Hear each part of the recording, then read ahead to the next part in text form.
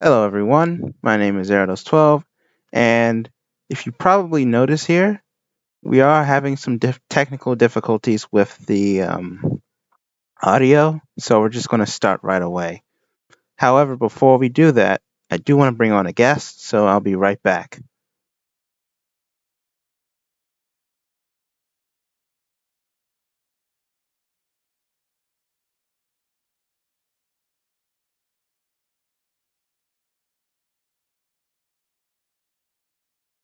So I'm back now, and as you can probably notice, oh wait, hold on, I have to turn on my audio.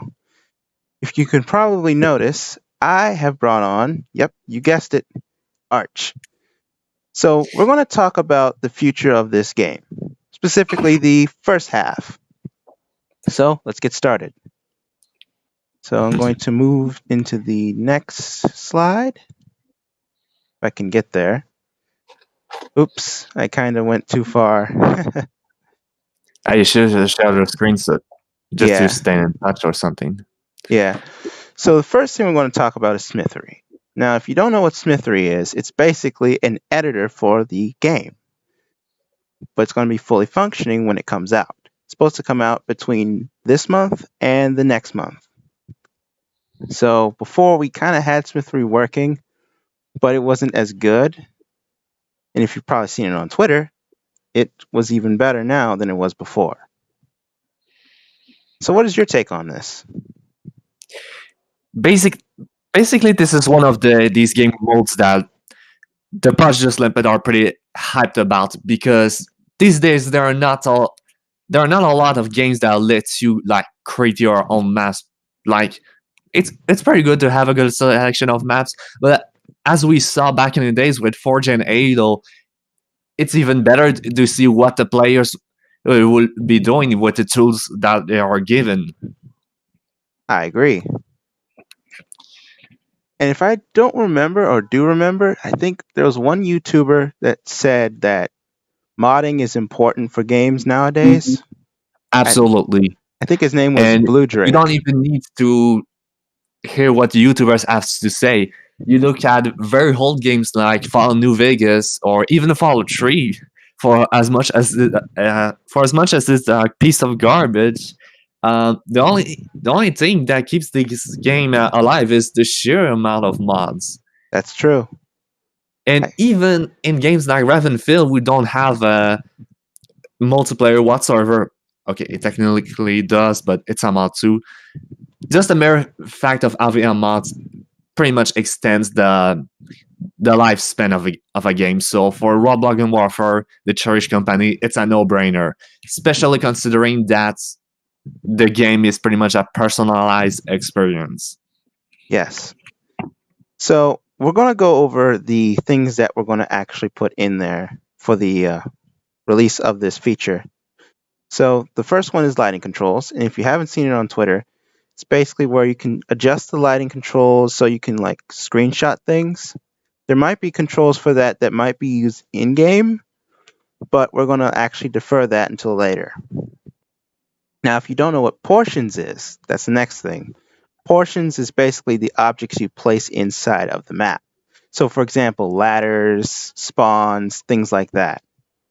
And the playback is basically where you can see it or test it for yourself. In fact, I even have on Twitter where you can see me actually pulling the trigger on the F2000 in the Smithery game mode or Smithery map editor. And then you have gameplay options, which allows you to change things like modes, maps, things like that. And then the map options is like adjusting the map and its size. So if you don't know, it's a base plate. And the base plate, you can adjust it from 512 studs to 2048 studs across the board. So it's basically the same thing, but it's multiplied by itself. And editing controls is just basically rotation, snapping, and things like that. Now, there is one thing that I'm speculating about here, and it's called visual scripting. Because if you look at it, I do want to add something where you can script your own, well, maps and modes to be where you want it to be. So, for example, let's just say you wanted to add a trigger where something happens like an explosion or maybe something like a door opens up.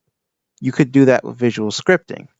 However, it's going to take a while because I am looking at the options and there are things that I want to like iron out before we get into Now, it. I'd like to ask, when you talk of visual scripting, like, do you literally write the scripting? So it's basically a Roblox studio inside a Roblox studio?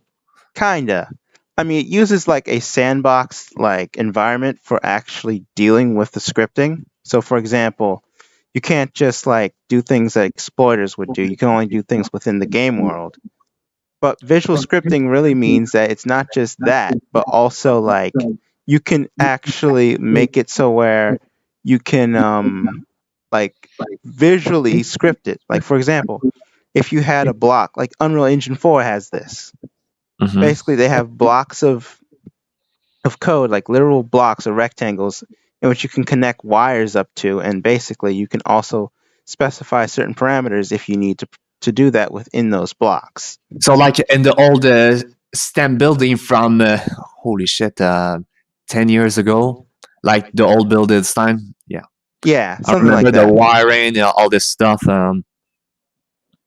Yeah. Like basically you take a wire or like one of those lines that, makes itself curved. You connect it to another like thing called a pin, and the pin will actually like execute and stuff. All right. I just I'd like to ask, can you like connect, let's say, a switch to more than just a block? So let's say that you want a lever to activate many like doors at the same time and not just one lever for one door. That Can you will be like pull this off? possible. Because all right, because I remember in the old Roblox STEM building, you could not do that, which was tedious. Oh yeah. I even remember that Roblox had a wiring system, but it wasn't as good as it should have been. Yeah, but for something that was like 10, 11 years ago, this was like the hot shit. Yeah, it was. Yeah. Anyways, hold on, I gotta find the whatchamacallit. Oh, here it is. Next slide. So, speaking of stuff that happened 10 years ago, if you don't remember me talking about this, basically there was going to be a helicopter system that was going to be made for the game by April 1st and actually shipped to it by that time. So, it's called Project Sikorsky. Now, basically, the helicopters aren't just going to be controlled by players, it's also going to be controlled by artificial intelligence, specifically the bots that you would fight with in Lifeline. So, for example, if you call in reinforcements in SCAV-D, which we'll get into later, you could probably do something like, let's just say, I don't know, you can either call in like more troops into your squad, or you can also, in this case, call in a helicopter, which could be controlled by Basically, the AI. gunner would like clear down a certain area. Yeah. Sort of like what you would see in the Battlefield 4 opening mission in the campaign, but different, where it's more like dynamic and controlled. Now, another point that we want to get into here, this is a special thing because it's in honor of my late uncle who sadly passed away 10 years ago. Shit. I know. And one memory that I have is playing this game called Super Huey. I don't know if you've heard of it, but basically you control the Huey helicopter and you had to take down other enemy helicopters. Yeah, I had similar game like this, except that instead of helicopters, was like some jets. Yeah. Anyways, the thing about this is that it does have sentimental value, and I want to get this right. I know I haven't been able to get a lot of things right like 2 years, 3 years ago, but It's a pretty now, big game, and yeah, back in the day, we did not have the same grasp as we have now. yep, we And the didn't. building is a perfect example of that, especially in the firearms. Like 3 years ago, nobody would have thought that the weapon could end up having the barrel's rifle.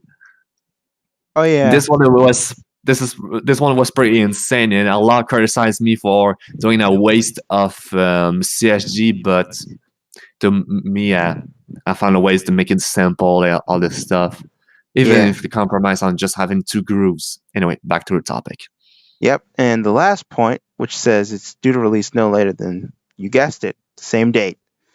This is because that is the exact date, well, 10 years ago was, in which it happened.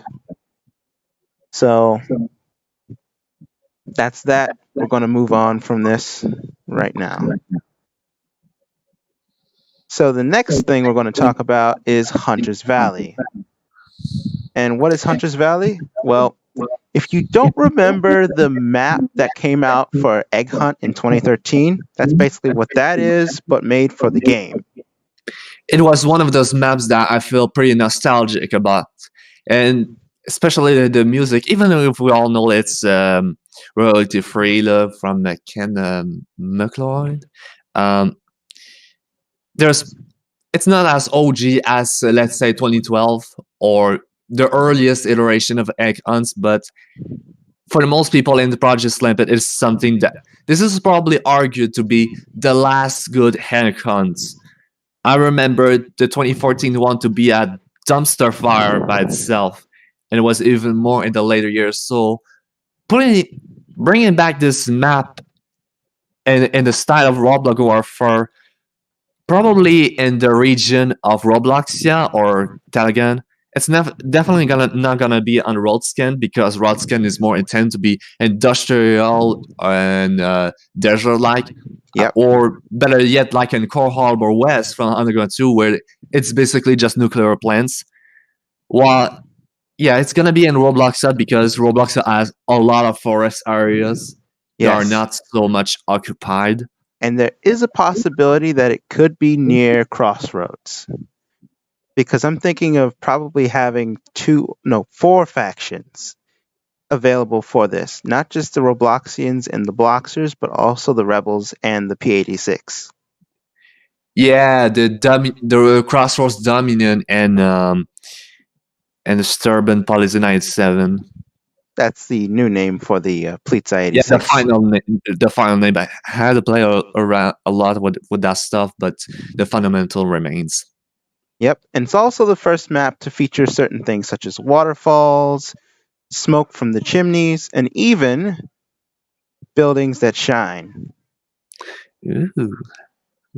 Yep, it does feature a waterfall, but even though the waterfall wasn't as, let's just say, particle based as it was now, but probably in the future I will show you some screenshots of it. Yeah. And the chimneys, they do have smoke coming out of them, and the buildings that they come from will also be destructible as well. So, yeah. Anyways, next slide. So then we have another update coming for Smithery after the first one, which will add on to what we have in Smithery, but you'll probably see more from the Hunter's Valley map.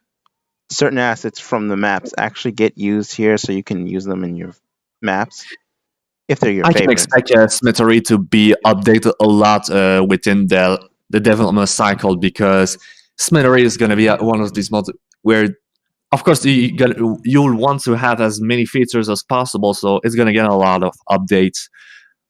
Yep, it pretty much. And you also have not just more objects, but also more controls if there's anything needed to be added. But you also might have a new mode, ScavD. Now, I will explain ScavD before we get into the next slide, after the next point. So you also have scripting controls, more of them, if the gameplay expands a bit. But ScavD is also known as Scavenge and Destroy. Now, I'm sorry I didn't make a slide for this earlier, but ScavD basically is where you're in a team or squad, either that carries assault rifles and other infantry-related weapons, or you carry snipers. Snipers is the defending team. The ones with the rifles for the infantry is the attacking team. Basically, it's just like what you would see from the developer module that came out for like finding things, but different, where you actually have to like not just find these things, but avoid getting, well, wiped out. You could just have said getting killed. Yeah, but basically that's what it is.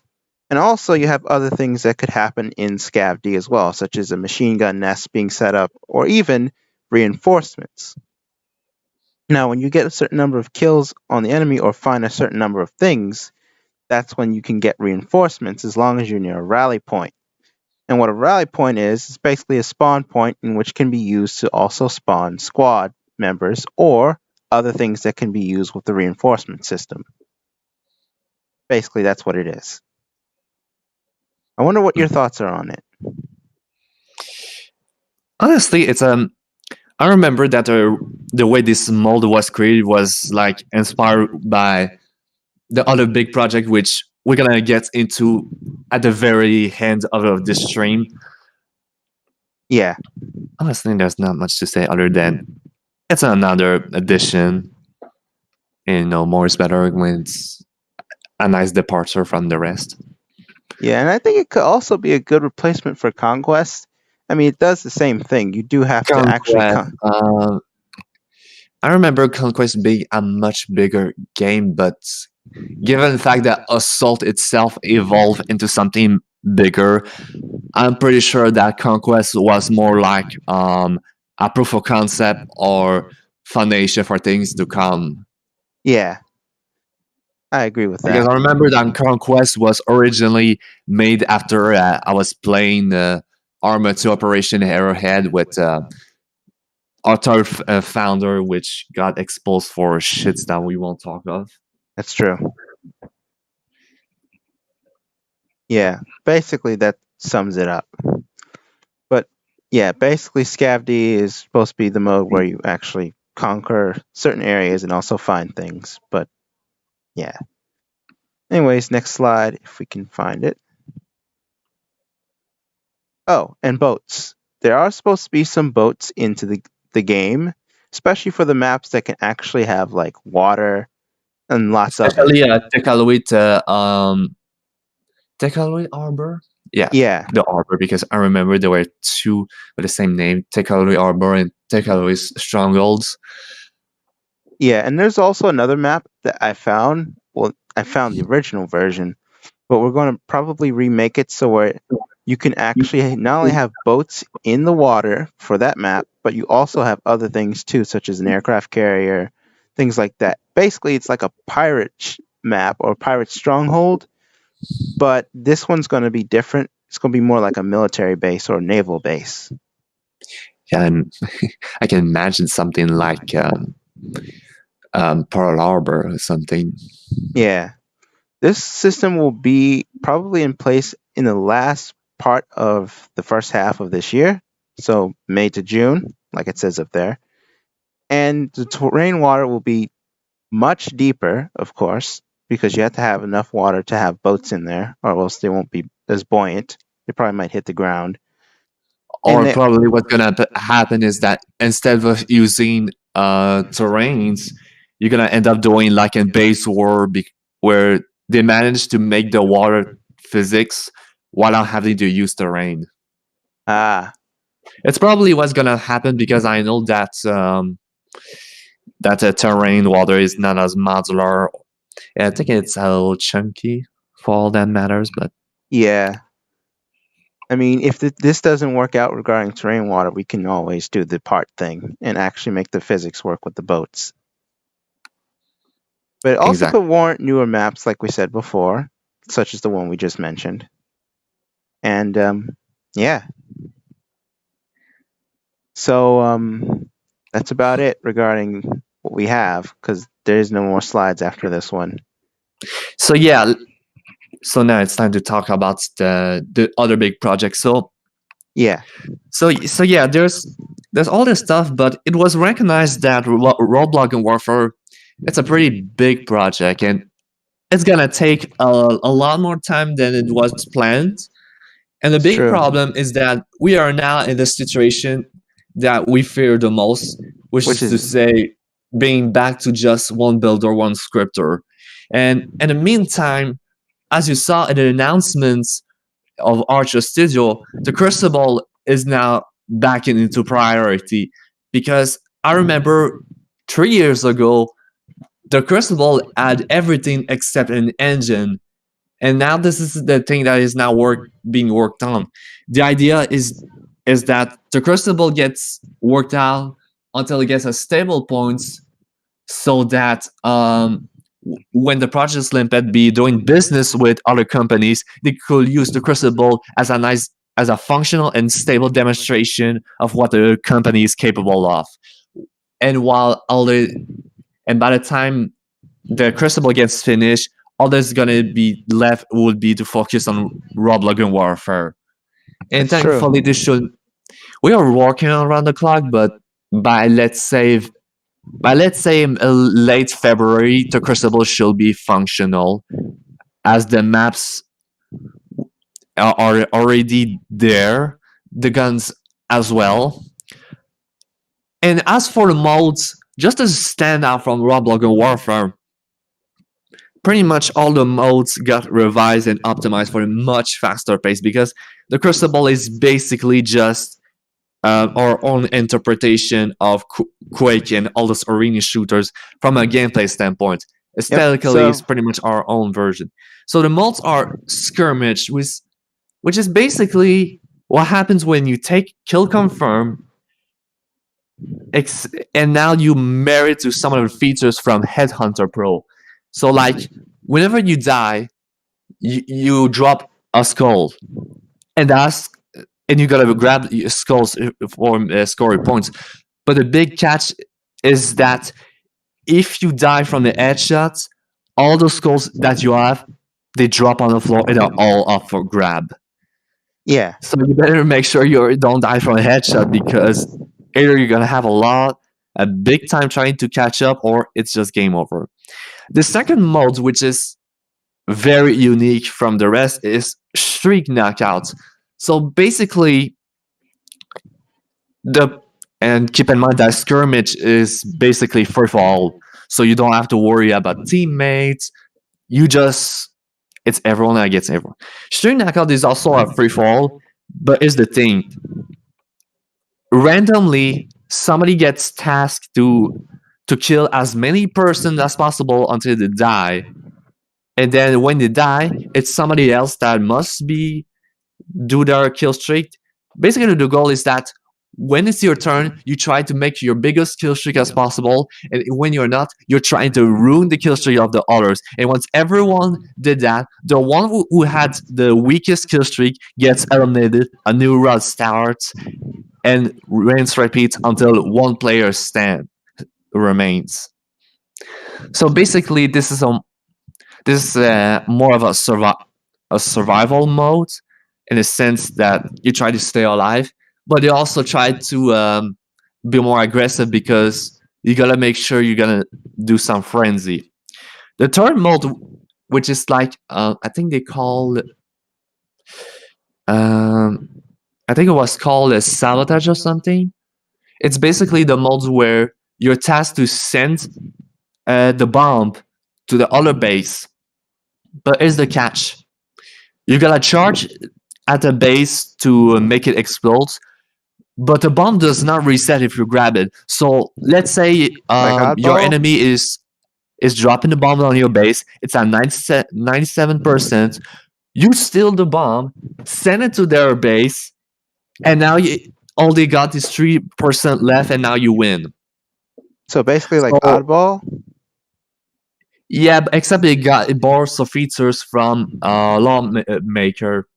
You know, that one game that was made by some of the developers of Unreal Tournament. Oh. And the last mode, which is also borrowed for Lawmakers, is Swing Estates, which is basically domination, but here's the catch: instead of just capturing the zone, which makes points over time, and then you win when you hit a certain threshold, once you capture the points, it locks down and becomes a point, and then there's another the one that spawns.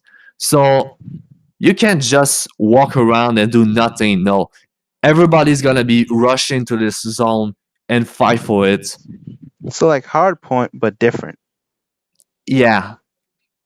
And and let's say you're one out of 5, this does not mean it's game over because you still got a chance to uh, lock down a five in a row and basically wins.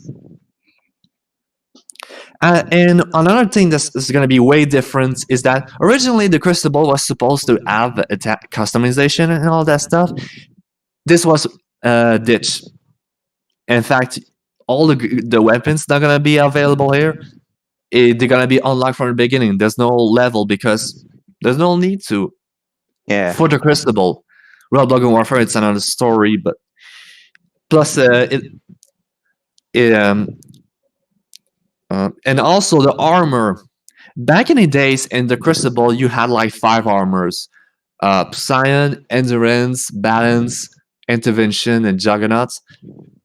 Ultimately, what was found out as I was playing the games with Archer Studio back in the days is that basically pretty much all of the armor were worthless because everyone was picking either the Psion armor or the Endurance, which are like the fastest armor.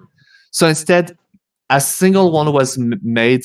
It retains the health points of the balance armor with 2000 HP, but it has like the mobility of the endurance armor at 30 walk speeds. Originally, they were supposed to be, when they first announced the return of the crystal ball, it was supposed to have a specialty one, which would be like even faster, but also weaker. That one turned out to be like, we'd rather prefer the combat armor. So yeah, both games gonna be worked at the same time. Although the Crucible is gonna get a little more attention because we are fighting around the clock to make sure that the game is finished before college starts. Because I know very well that if the college starts, I won't have much time to invest. Yeah, that's pretty much it. All right. So, with that being said, I think we're going to end it here. Hopefully, we can do better with this. Yeah, I know. Big word up to thanks for watching. And this is Archer from the Project Snippet. And remember, in a world of copy pasting, some are breeding the original content. Yep. And my name is Zerados12, and I will see you in the next video. So, yeah. Basically, we're done here.